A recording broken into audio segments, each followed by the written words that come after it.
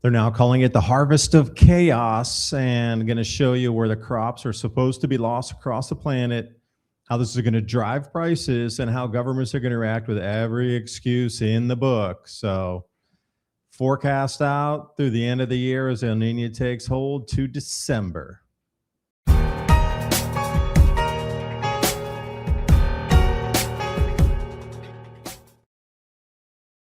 And you know, slow moving governments, they are always behind the 8 ball. They're behind the 8 ball in inflation. They're behind the run up in the fertilizer prices.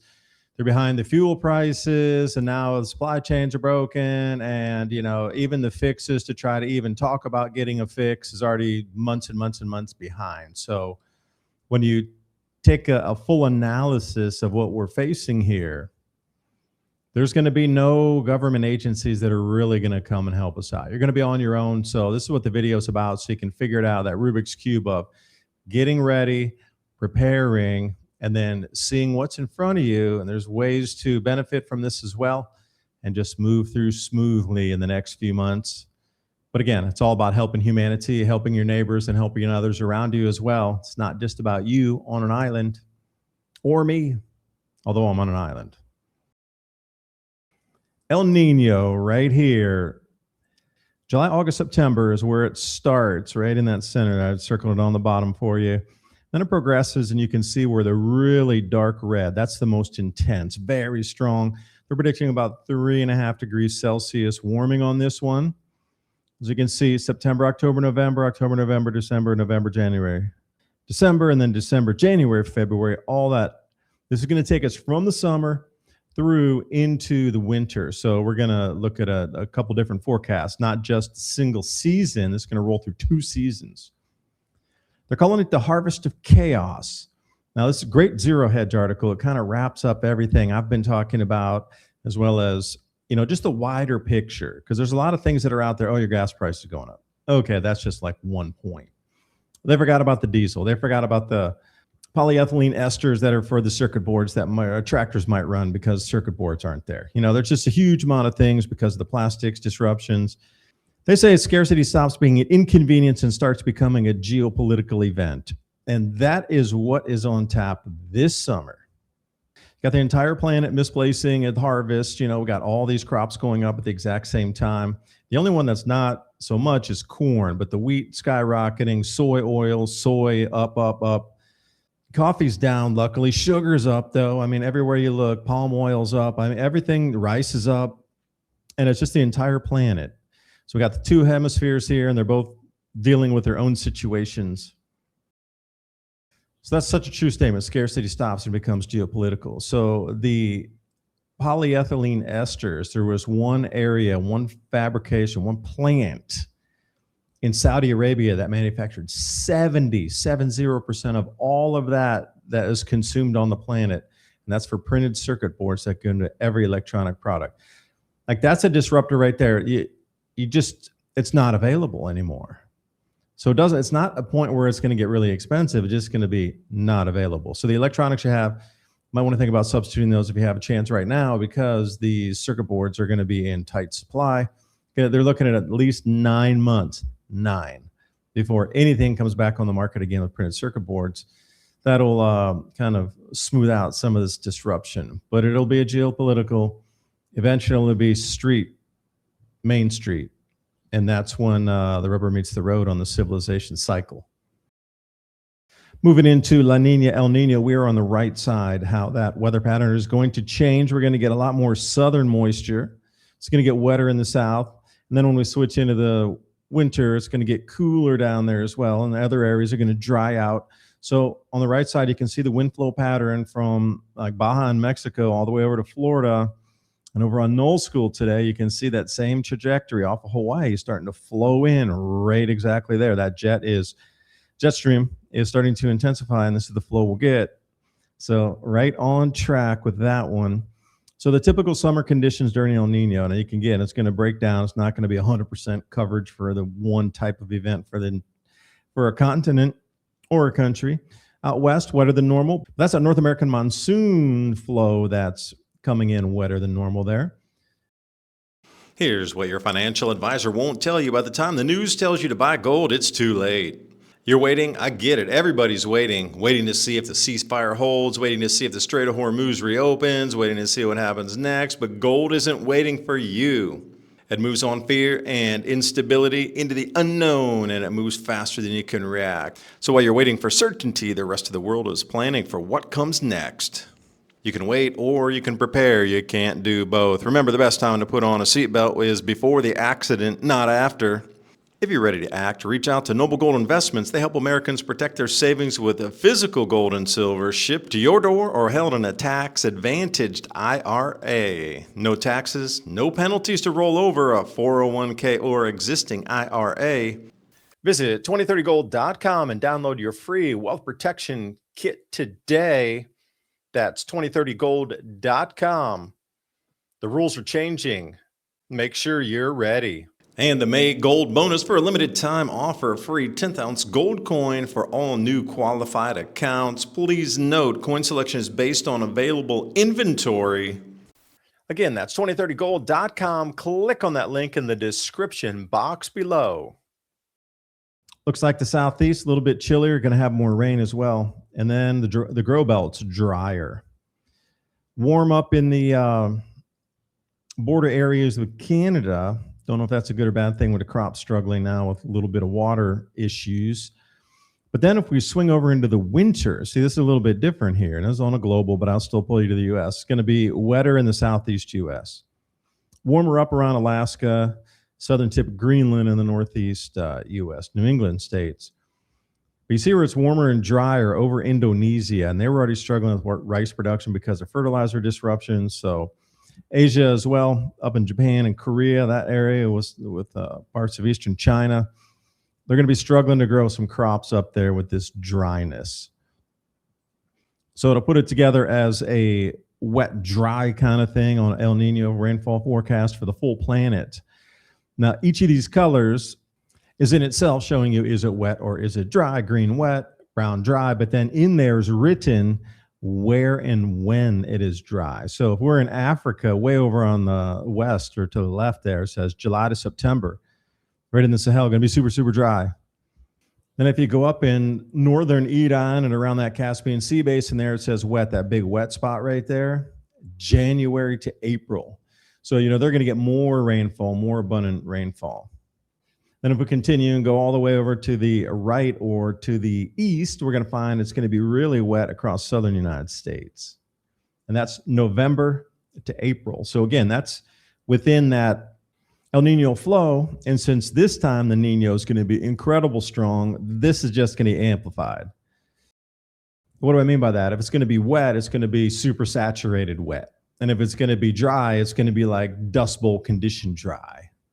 We're going to get just extreme edge on this thing but that what I showed you with the Niño forecast, or the Niño forecast, excuse me, that is the newest one from this last week. So there's been some updates in terms of intensity forecast out. It's going to be about 3.5 to 3.7 degrees Celsius above the normal, which puts it way in the haven't seen this kind of thing too often range, except way back in the 1870s. And you have to take a look and see what happened back then. Trade routes really weren't established. So, you know, it's a little bit different animal to try to compare those times to now. But these maps are a good indication on what's going to happen with either rainfall or lack of it. Moving over to the crops next here. Peer-reviewed research. I left a link in the description box for you so you can check this one out. Impacts of El Nino crop yields anomalies. So they go through maize, which is corn, soybean on the top right, bottom left rice, and then bottom right wheat. So red is what you're looking at. Red is fully disrupted. And I see a lot of red in the corn in America now. Knee-high by the 4th of July. We still got another whole month before they really come in with some crop tours. Everybody's all hopeful right now, but you know, you saw what happened to wheat, bringing us to 70 years. Wow, it's actually the crop tours now are showing we're getting toward 1919 lows. So what's happening in the fields with real eyeballs on it compared to forecasts, something different. Soybeans, looks like India is going to get ripped to shreds on that one. Rice, not too bad, actually, except out in Western Asia and Central Africa there, over on the East Coast. And then a wheat, it's going to be a hit or miss. But, you know, Australia lost a lot of wheat already. America's losing a tremendous amount of wheat. Europe down. Ukraine's still offline, so wheat's going to have a problem in itself. So this is the forecast for you here. You can stop this, screen grab it, but the history of civilization is at the base layer, the bottom, the history of food security or lack thereof. There's a correlation. See the rise and fall of empires and nations. This is from Martin Armstrong here. Those peaks were maximum food production for that society at the time. Those troughs is when their food production got cut in some way, whether it was natural or whether it was an invasion, whatever, their food production declined.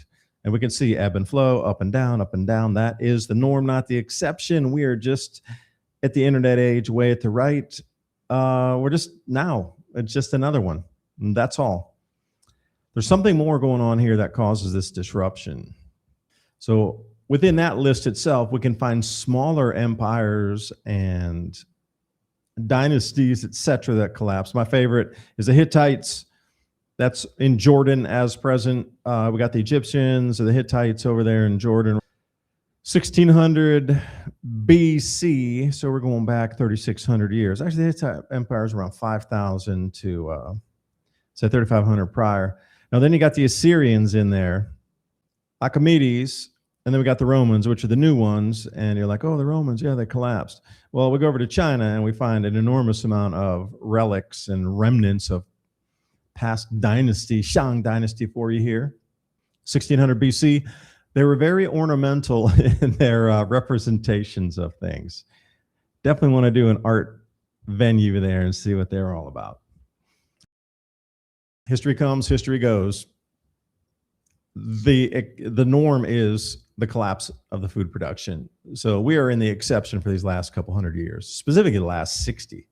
Green Revolution really pushed us forward out of maybe this matrix here, this construct, not sure, but it seems like with supply chains being busted up and non-deliveries of things, we need to let that and make that green revolution move, like fertilizers and fuels and insecticides, herbicides, all that kind of thing that we need in today's modern agriculture. Just not happening. And then what about the packing plastics like polypropylene woven bags for the rice sacks or grain sacks? That's in short supply as well. So we can't even pack the feed or the grains once we get it to put it on some sort of transport to get it to where it goes. Like our supply chains are the Achilles heel because it was all just in time, but now it's not in time at all. It's just not coming. So everything that was built off of that is just, we're going to rewind the clock. So brace for impact on this one. It's here. And, like I say, the inflation wave will really start to hit somewhere around, most forecasters in the U.S. say in the U.S. specific, July is when you're going to see it. The rest of the world's going to start hitting it in early June. We'll see. So what I mean by that is the price increases since the start of the Iran war. Palm oil, yeah, that's a major oil here in Asia to use. And then we go down to Brent crude. Okay, that's dropped a lot even since the last few days. But then we got the diesel gasoline, that sort of thing. And we got the sulfur, which is used for fertilizer production at the very bottom. Natural gas is up. And everywhere you look, all these feedstocks for what we need for the green revolution to give us more food are up and up, which means our food's going up in price. Then off of AgWeb, like I said, late to the party. Federal Trade Commission, the FTC, launches formal investigation into fertilizer industries. You are so late. Why even bother? So they're going to be investigating at least 18 states where the monopoly of fertilizer vendors, for the best term, has, the raised prices. And now they have to, look at the bottom there. Federal government's beginning to take farmer concerns seriously. That was months ago when they were already complaining. It's been 2 months into this. If you were really going to do something, FTC should have been on it months ago. But then where does it come to Main Street? Right here. Follow that red line down to the consumer sentiment. All-time low as the stock market. They call this K, but, looks more like a Charlie Foxtrot to me. So now we got the farmers that are complaining, and we got Main Street complaining. And they're just finally starting to maybe open an investigation. How slow the things work anyway. Oh yeah, we'll subpoena somebody in 2 more months. 2 more months. We're already getting at the edge of the scared season, because once they get the crop tours done here and real eyeballs from humans go out and look at those fields, you're going to watch things that you never thought were possible in the commodities market Record high, near record high, very possible. A lot of people are going to show on the wheat side eclipsing that. So we'll just see how it works out here. But what happens when people start demanding the same thing the farmers do? Then we start to repeat history, is what happens. But with all good things, check this out. This island in Indonesia near Sumbawa Island, Ingenuity is the name of the day here. Look what little they had to work with and what has evolved out of that. If we cannot follow this same model of using what we have and building and innovating on top of, then we have no business even being here in the societal realm of a timeline. In Indo, if they can get this done, look, I'm just fascinated and just like in awe of what I am looking at here on the reef. They have restored my faith in humanity by seeing this. Truly, I'm just like, wow. If you have this little to work with and you get that much max production where that many people can live there, that's a sustainable model we need to go to. Because you could look out in the universe and go, whoa, the entire galaxy is blowing up. Imagine just planets. Like we're on a planet in a solar system. I mean, you got the whole polarized jets coming out of there. I mean, sheesh. In orders of magnitude, I mean, we're just going to lose a couple wheat kernels. You got a whole galaxy going electric there. Wow. But really, look at that Indo model. We can do it. We definitely can do it. It's just about how do we work together to do it? Because that's one thing on the island. If you notice, they're a community and working together, or else that would never work. So again, there's a lot of things to be learned from different nations on how they're handling these different, let's say, the problems, and they've overcome them greatly. Can we not do the same thing? I'm sure we can. And I do thank you for watching. Hope you got something out of the video.